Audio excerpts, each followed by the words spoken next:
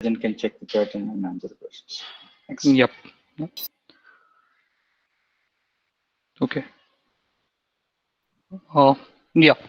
So, as Siva mentioned, what I'm going to talk about today is front-end performance, real and perceived.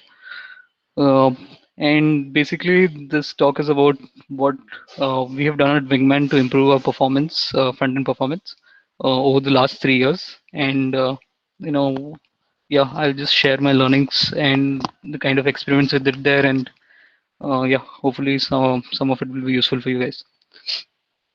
So, when you talk about performance, front-end performance, there are three optimization levers that we generally talk about, right? And those levers are namely, network, scripts, and render.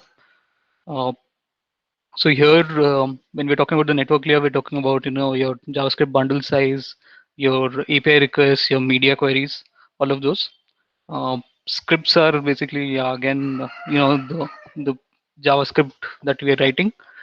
Today, with the rise of single page apps, your HTML is just one single, your HTML, the HTML is not so much important as your JavaScript and what you're writing there, right? So optimizing scripts is also key part of optimizing your performance, front-end performance. And the third is your render, right? And this is basically, how much time it is taking to paint your UI and stuff like that.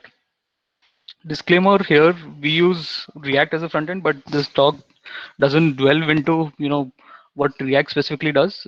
Most of the learnings here are general. There might be a couple of things that are React specific, but yeah. So, I'll just go into these three layers one by one and, just talk about what we have done at Wingman. And yeah.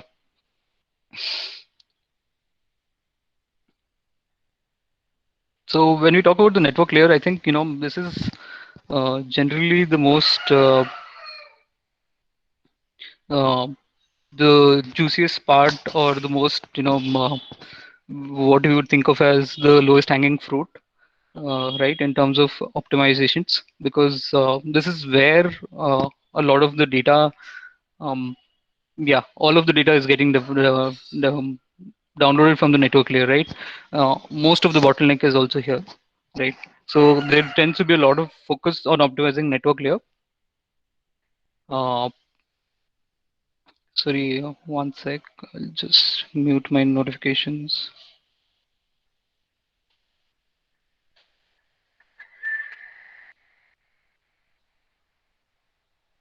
Okay, let me just quit Slack, I guess.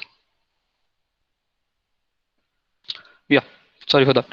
Uh, so when we think about the sequence in which a page loads, the first thing that comes to mind is the bundle size itself, the JavaScript that you're loading over the network, and then your API requests and the data that is coming in from them, and finally your images and your video and all those things, right? So to improve those three particular things, what we've done is um, three specific things. So for bundle size, uh, what we look at it is code splitting, right? And what we are trying to do here is split the JavaScript bundle um, out so that the time it requires to load the first page is not too much, right? So when the user logs in first time, you don't want to be downloading all of your bundle at once, right? And code splitting helps with that. Uh, you can split your bundle out, and then the browser will download the required bundles in that order. So you essentially gain two benefits. One is your bundles are getting downloaded parallelly, and the second is um, your screen will render faster because the bundle that is required for the render will be loaded faster. The second thing, of course, is API request, and a lot of optimization work also goes in here, right? Two general things that we do at Wingman here is, we if there's a big enough request that is kind of trying to do a lot of stuff, right? We kind of split it, uh, try to split it at least if the data that it is giving us back is for two different components, two different things in the UI. We try to split it up, and all, of course, there's a lot of backend optimization that also happens in terms of using Elasticsearch, indexing, and making sure all those queries are fast. And the third part is media, so your videos and images. Also, your bundles themselves, where are they being served from? And we try to make sure we're using the state of the art there, when it comes to CDNs. Right. I'll just delve a little bit deeper into code splitting here, because this is something that a lot of people advocate, and a lot of a lot of people are generally worried about the bundle sizes getting bigger as their apps grow, right? Uh, so what we try to do is we generally keep our bundles bunched, but we split them out if they grow more than 1 MB. Right. This is just a heuristic that works well. Um, why do we keep it bunched and not spread it out is because we want to reduce the number of requests that are happening on first load, right? And I'll come to the caveats of this, and the caveats with code splitting, right? Because it is such an uh, it is advocated that most people do this, but a lot of people just do it blindly without uh, I made that mistake. We made that mistake when we were code splitting, right? We created too many small bundles, and then what happened was the number of network requests we were making on front end first load grew to like 150 or something, right? Which is crazy. Even with HTTP 2, you could have 100 queries running parallelly, but 150 is just too much. Um, the other thing here to consider when you're doing code splitting is um, um, not all bundles are the same, right? Some bundles might have changes. So not all bundles are the same, because some bundles are used more depending on what page your user is getting to. And yeah, the second thing is the usage determines what the user experience is, which is basically if a user is logging in just once a week into your app, and you have one single bundle, right? Which may be of 1 MB, 2 MB, whatever, right? And if you're releasing code every week, essentially your bundle is changing every week, and every time the user logs in, he has to download that entire bundle, right? Or if you were looking at a particular page, you would have to download the bundle for that entire page, right? So there's some caveats here, but let's not get into the details of it. I think a lot of that will also get covered when I talk about the other things that we do. Um, so when we come to script and render, uh, the network layer was mostly us doing those three basic things. When it comes to script and render, we are more passive. We are not actively trying to before pushing it to prod, we're not actively trying to see if we go wrong. But what we're doing is using Sentry Performance Analytics to measure how our front-end performance is, and keep an eye on it, so that if something degrades, we know, hey, we have to go back and look at it, right? So generally, we keep a tab on Sentry and see if our pages are slow or not, right?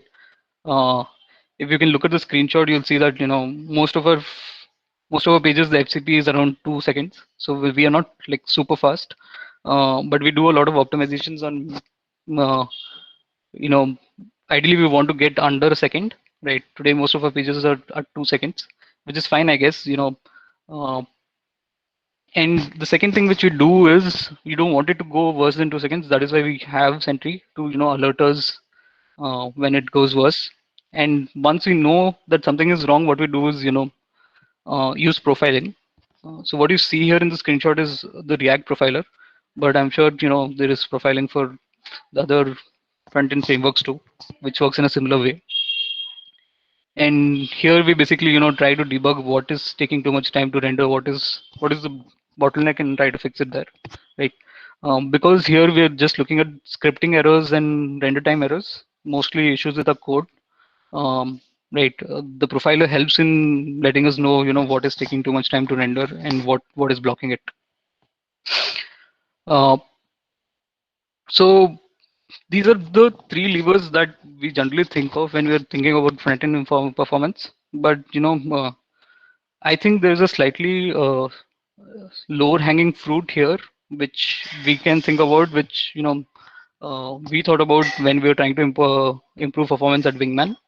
And the reason being, we are startup, right? So we are always short on resources, right? And we want to get the bang for a buck.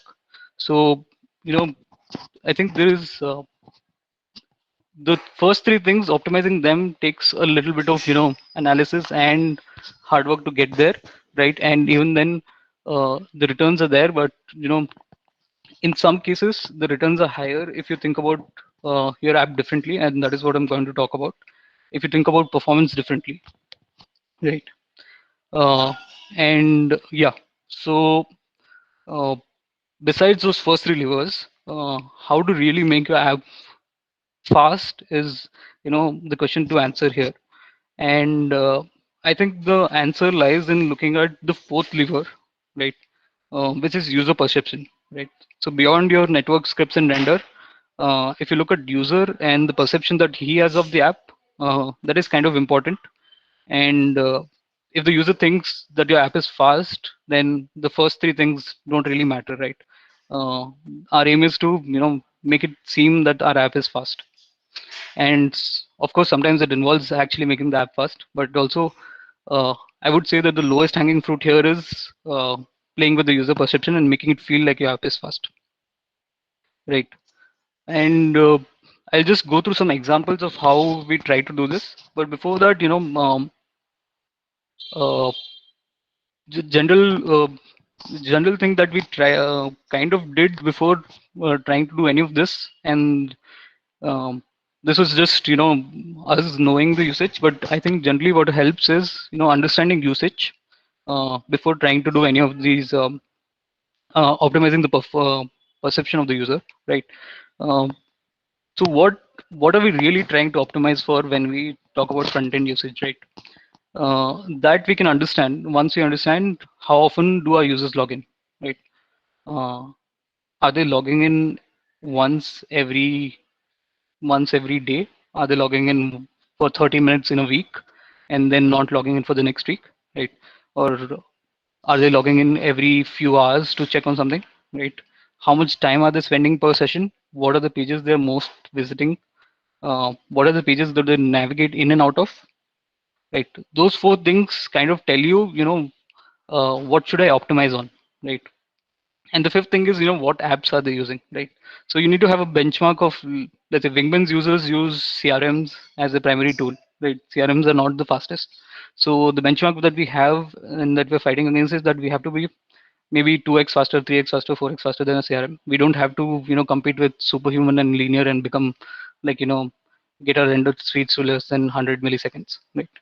So it helps in understanding what you're trying to benchmark against and how to get there, right?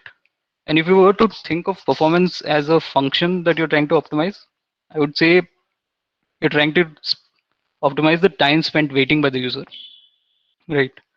And because that waiting part is what the user perceives as waiting, there are a lot of things that you can do that reduce that waiting time, right? So if a user is looking at a loader, or if he's getting bored and if he's thinking that you're taking too much time, that is time spent waiting, right? And what we're trying to optimize for is if you were to calculate all the loaders that the user sees throughout your app, right? And if you knew what pages he's looking at the most, what pages he's navigating in and out of most, what are the actions he's performing the most, then you know which loaders he's speeding the most, looking at the most, and you know which loaders to optimize, right?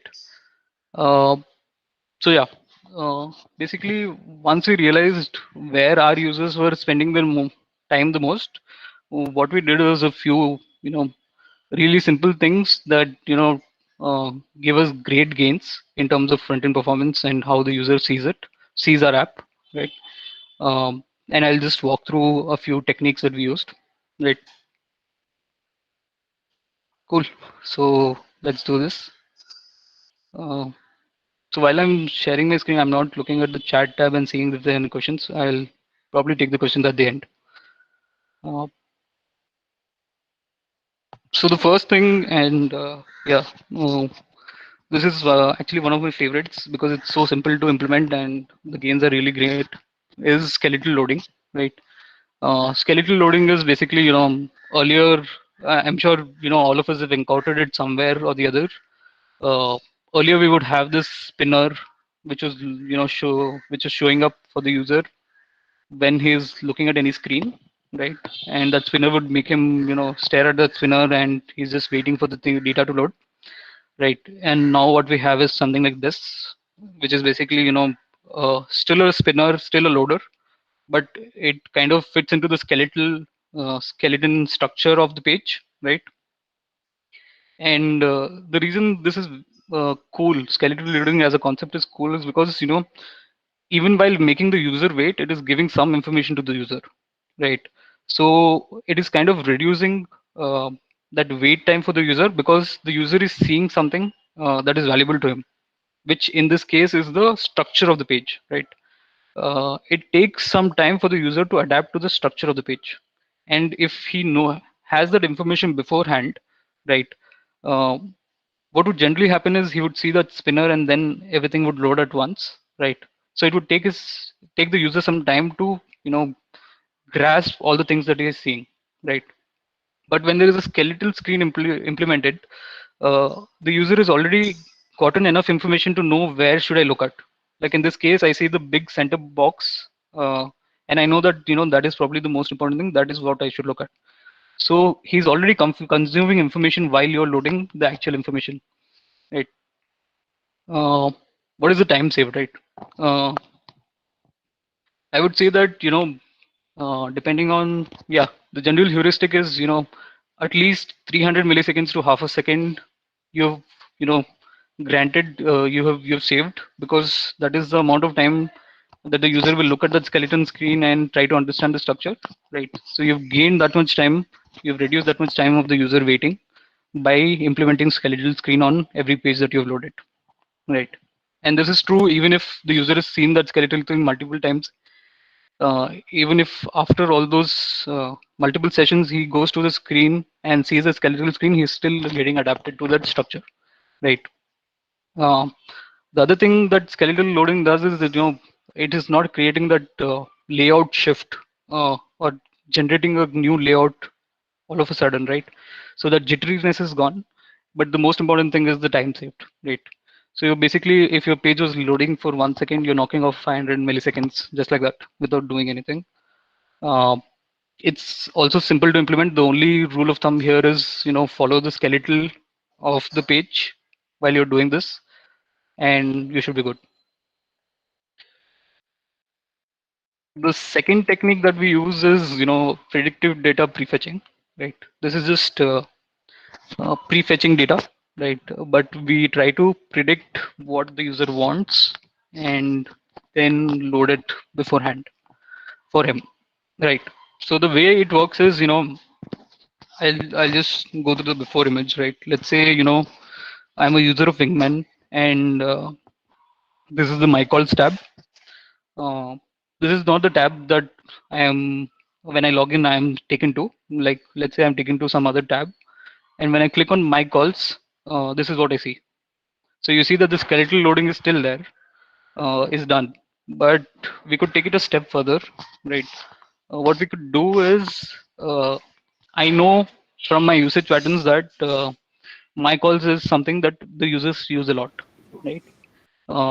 So because I know that, what I can do is, while the user is looking at his home screen, uh, prefetch the data for the my call screen, right? So again, yeah, really simple thing. If you know what your users are going for, you can predict what they'll next click on, and you can prefetch the data for it, right? So instead of the user seeing the skeletal screen, what he'll see when he clicks on the My Call tabs is an already loaded page, right? And the time saved here is again, uh, so at Wingman we do this for most of the sidebar pages. We don't do it for any of the stacked pages because that requires new data. But most of the sidebar pages, especially the ones that we know users are focusing on, we load them, uh, we prefetch them, right? But we do that after the first home page is loaded, right? the main page should load, and then you do this in the background, so that yeah, when the user clicks on it, um, you're saving that entire time of loading that page, right? So you get a gain of 1 to 2 seconds of user wait time there. Uh, Sorry. Yeah. Okay. So ignore the heading. I think the heading here is wrong. What I meant to say was data, uh, background data refresh. Right. So this shouldn't say predictive data prefetching. We already talked about that. This is background data refreshing. Right. And what I mean by background data refreshing is, again, so we try to do this because we noticed that in Wingman, a lot of users would go inside a call review session, right? Uh, Basically, go to a particular page where there's a list of content and click on one of them and go inside a page that gives details about that particular thing, right? So we have a list of calls, and a user would click on that particular call and look at it, right? Uh, and what he would do is then come back to the main page and then again look at another call, right? So that back and forth was happening a lot, right? Um, and what we would do, because we wanted to keep the data fresh, is every time he would click on that back button, we would show him a skeletal screen uh, where the data is being loaded, and he would have to basically wait for that 1 second for the data to load, right? But this isn't really necessary because what we realize is, and this totally depends on how your app is, right? Are you users looking for real-time information, or are they fine if the data is not super fresh, right? For us, we knew that it is fine if it is not super fresh. Um, what we can do is basically do something like this. When the user goes into the page from this list and comes back, I don't want to show him the skeletal screen again. What I want to do is show him that old data and silently do a background refresh of the data, right? And what that entails is I'm asking my server, hey, give me fresh data for this list. Uh, and then what we do is we check whether this list is has anything new or not. Uh, if it has something new, then we prompt the user to click this tag and refresh it. But that too we only do if there is actually a new row coming in, right? If there's something within one of these rows that is getting updated, like let's say here the amount is getting updated or something, then we just silently update it, right? Uh, and what basically happens here is, if the user wanted fresh data, we can still click to refresh and look at it.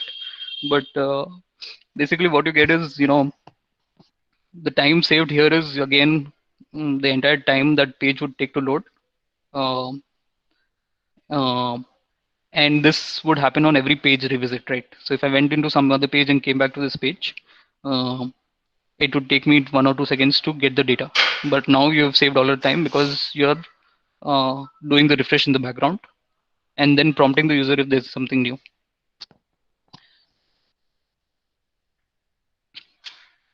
Right? More examples, and yeah, this one is basically under the theme of prioritization. Um, a quick question for you guys, right? Do you notice any difference between this screenshot and the next one, right? And if you basically spot the difference kind of thing, right? This was the before one and this is the after one, right?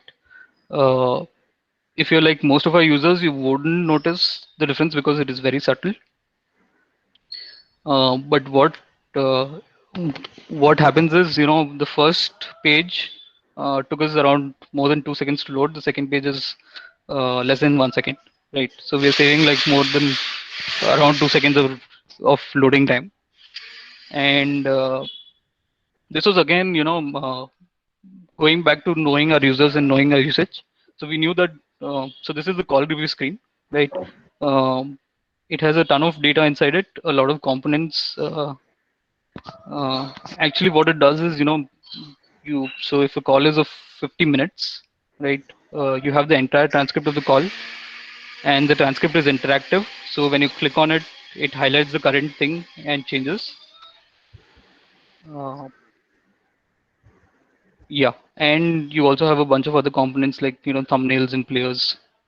So in all, it's a very heavy page, and it is also one of the most viewed pages on Wingman. Uh, so we really wanted to see if we can improve the loading time here. And of course, we could look at should we compress our videos or should we compress the data that we are sending over the network and stuff. But before that, we realized that most of the data that was being consumed by a very particular thing, right? Which was the data that was needed to highlight the sentence that was currently playing. So if you see this blue bar which is highlighting the sentence, the information needed to do this, uh, basically you can imagine it is basically the word. What is the start time when the word was uttered, the end time when the word was uttered, word got ended, right? All of that data was being used here, uh, and that was like 70% of the data. So what we said is hey, we'll prioritize here the data. We'll basically do some data prioritization here and split our network request into two. In the first load, I won't get that data that is causing my download to be more than 1 second, 2 seconds. I'll just get a plainer version, right? I don't expect my users to uh, as soon as the page loads, click on something and play. And you know while I've already loaded the page, and they're seeing the information that they want to see in the background, I will load that secondary part, which is the information needed to highlight the sentence, and I load it for it and load it for him. And even if the user is played, that thing will start working when it starts working, when the data gets loaded. Right. So that way, the overall load time of this particular page reduced. Right. We reduced it from more than 2 seconds to less than almost close to 1 second. Right. And because this was our most visited page, people would navigate to this page a lot. The gains were great.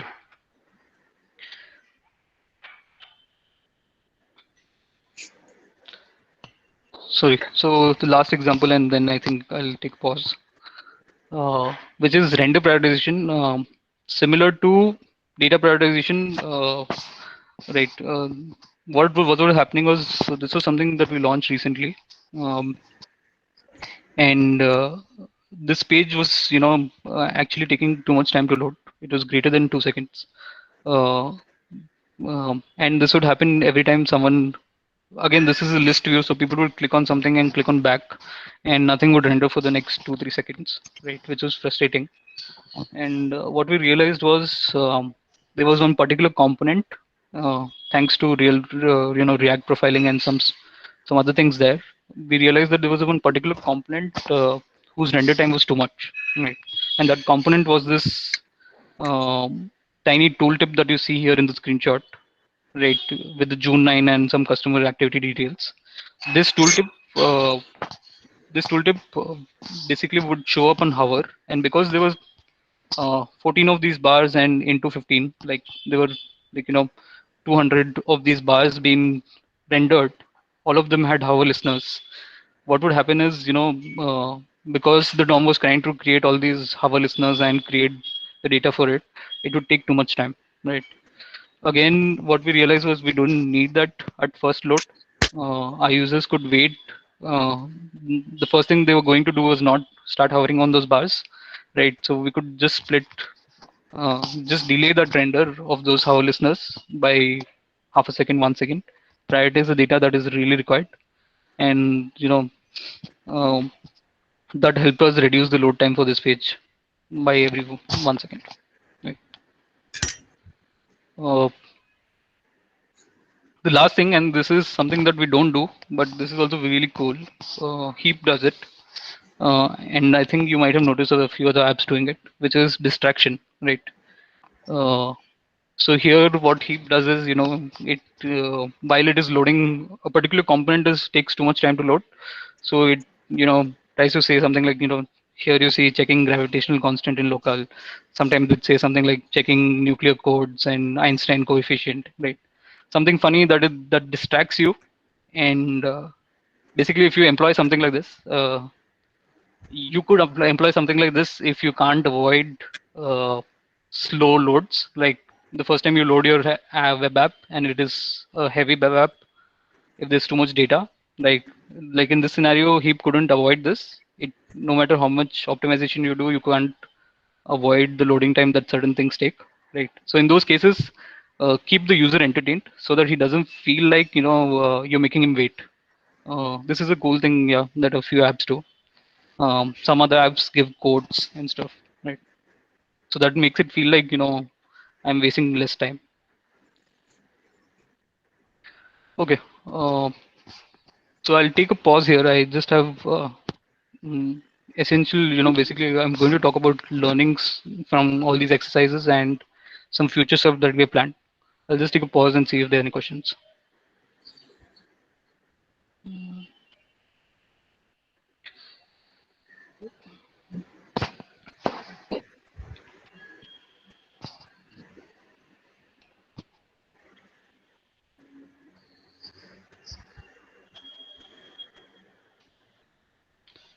So, so one question here is, so we, so there are a few questions about local storage. So we actually don't use like we're not storing anything in our local storage. That is something we haven't yet considered doing, precisely basically because uh, we need our data to be fresh across multiple sessions, right? Uh, I would see an app that where the user is logging in multiple times in a day, having local storage as useful, because then the next time when he comes to the app, yeah, even if he closes the tab and comes to the app, you can load that information very quickly. What we have seen is our users generally log in once a day, and then maybe after 3 days or 4 days they log in again, right? So we need the data to be fresh at least in the time period.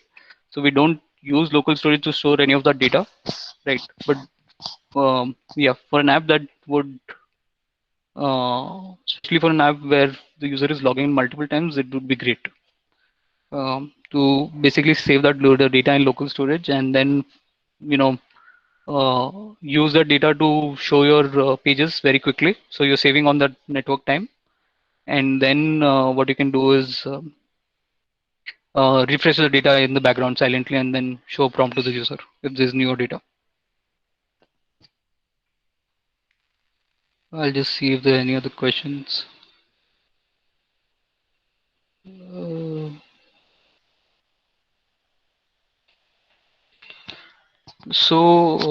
yeah, someone else is talking about destroying events and pages when you leave. Those are things I think we do check for in our code review, right? Those are standard practices, best practices. So when we're creating a listener, it has to be destroyed when the component unmounts. Yeah, so those get covered in our code reviews.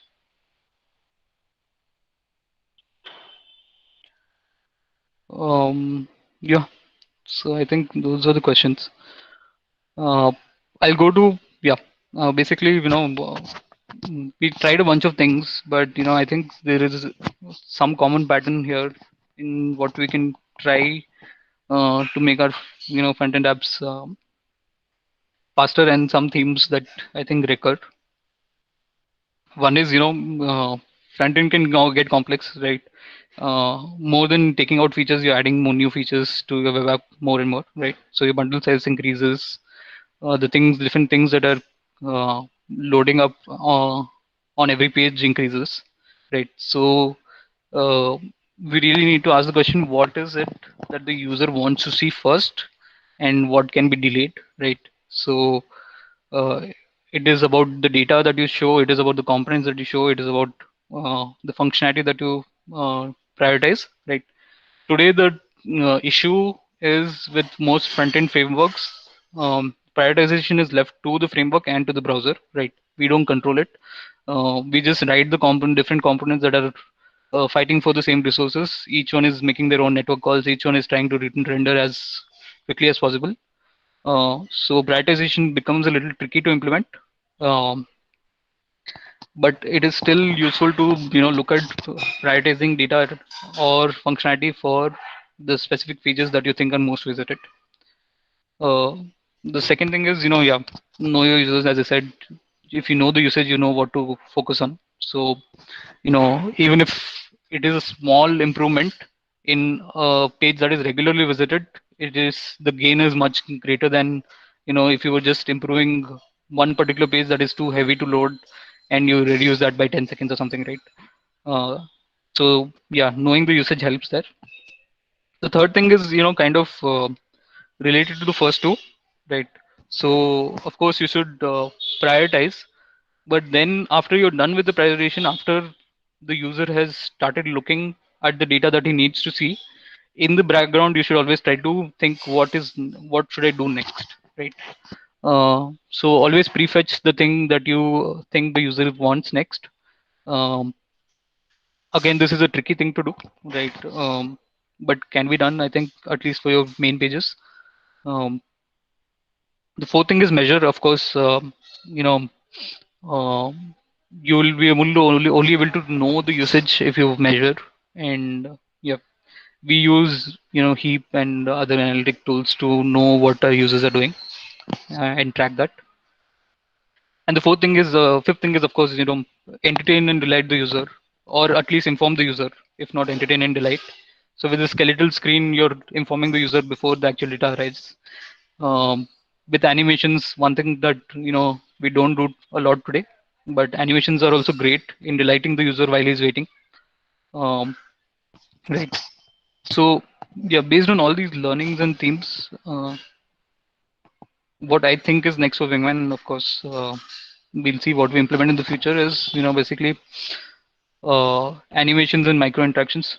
As I said, we don't do a lot of it today, but looking at what interaction the user is doing and what are the slowest ones or what are the most used ones. If we add an element of delight to that waiting time, that reduces the perceived waiting time, right? Next thing is smarter code splitting. So I think code splitting in general, when it is used the way it is used, doesn't give you the gains that are uh, doesn't give you the gains that it can if used properly. And the thing there is, we don't do this today, but what we can do is split by usage. So today, if you look at Wingman's bundles, there is one library which actually contributes 10% to our bundle size, but is used by less than 1% of our users, right?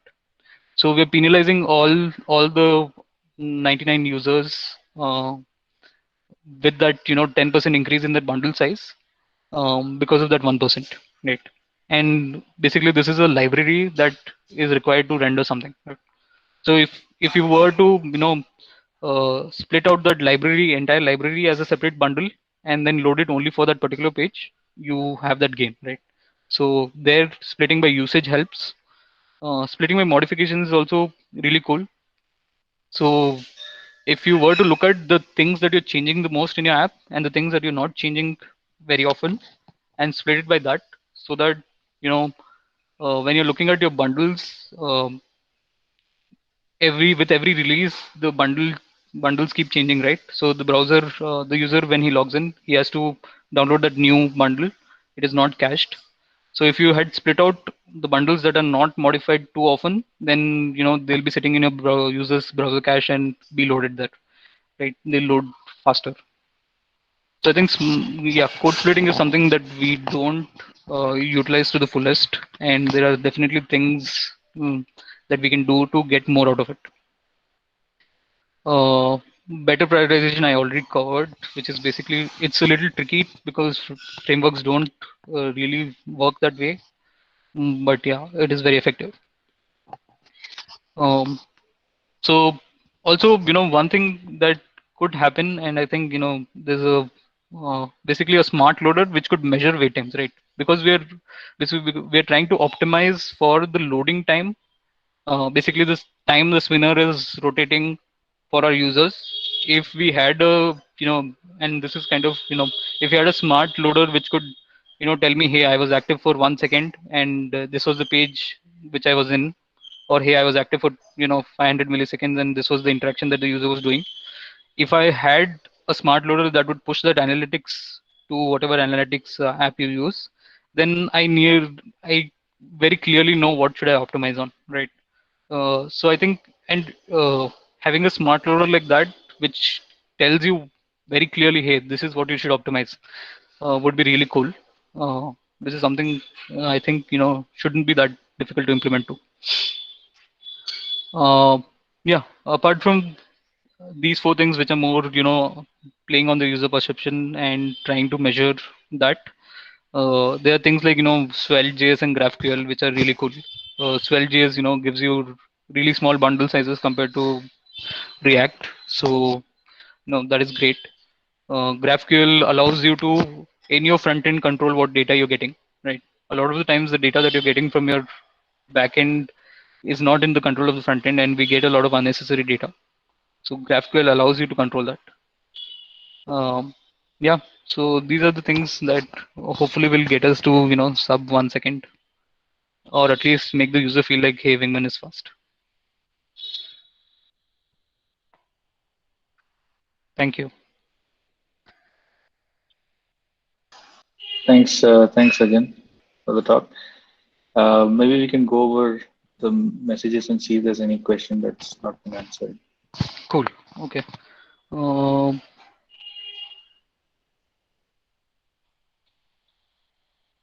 okay. So yeah, so we do two things. Like a lot of the questions are around what analytic tools you use. Right. We use Full Story. Right. Full Story is helpful at looking at user sessions and seeing how they spend their time in a particular page, what they're looking at and stuff. We also use Heap to just see which pages are the most visited, right? And I think if there was, I think the best way also to look at performance is, if there was a way for my loader to tell me, hey, I was active for so much time on this page or on this action, that would be great. Uh, but yeah, uh, um, yeah, just looking at what pages are visited in Heap or Full Story gives us a lot of information on what we can optimize.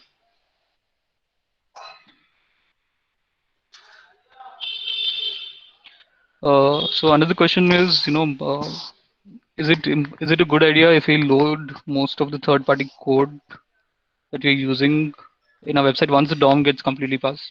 Okay. Uh, so generally, it is a good idea if you think a lot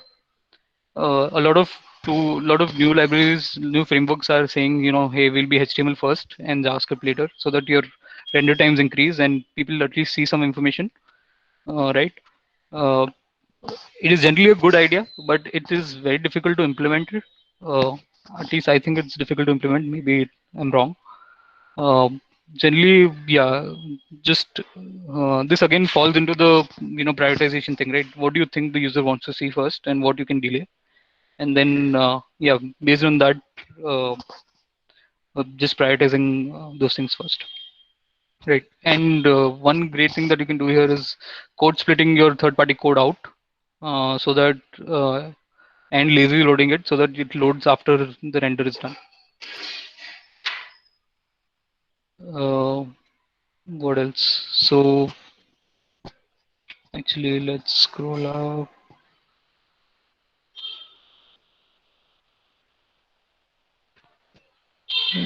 One is a chart, one is a table. Every action that filters returns.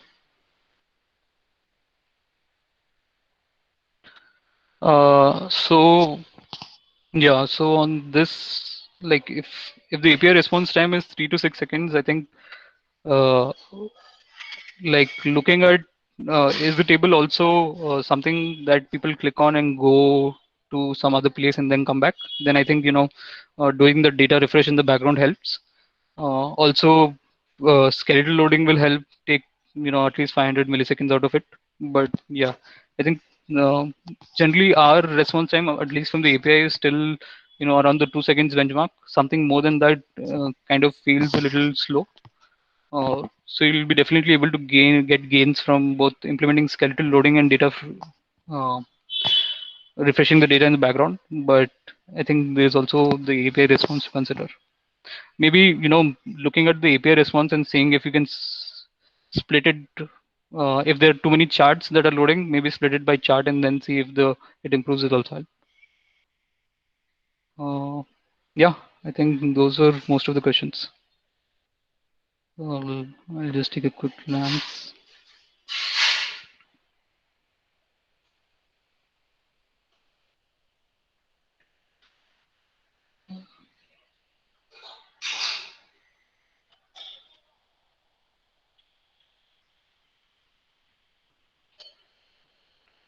Um, so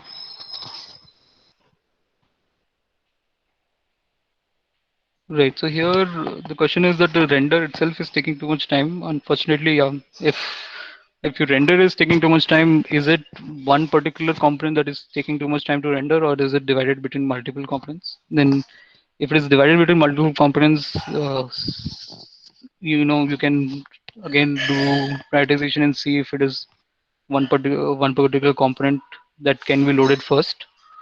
But if it is a single component that is taking too much time to render, then it is something that needs to be caught using Profiler and seeing what exactly is happening there. If it is a chart, I am assuming there might be a lot of you know event listeners when you click on it, when you hover on it and stuff, which might be being loaded up. So maybe dealing them, because first you want the chart to load, show the visual components, and then the functionality when the user can hover on it and see the data. So if you yeah, basically divided it as first let me get the visual data and then uh, start adding the event listeners and stuff, that will help. But again, if it is a third party chart, I don't know if you can change that. Cool. Okay. I see Praveen has a question, but it's sort of very specific to their use case. I think you might want to connect offline, Praveen. Thanks again, Sajan, for your time, and thanks everyone for listening in. And apologies again for the last minute snafu with the link and everything. Yeah, and hope to see you all next time. Bye. Thank you, Siva, for the opportunity. Thanks. Thanks. Thanks. Bye.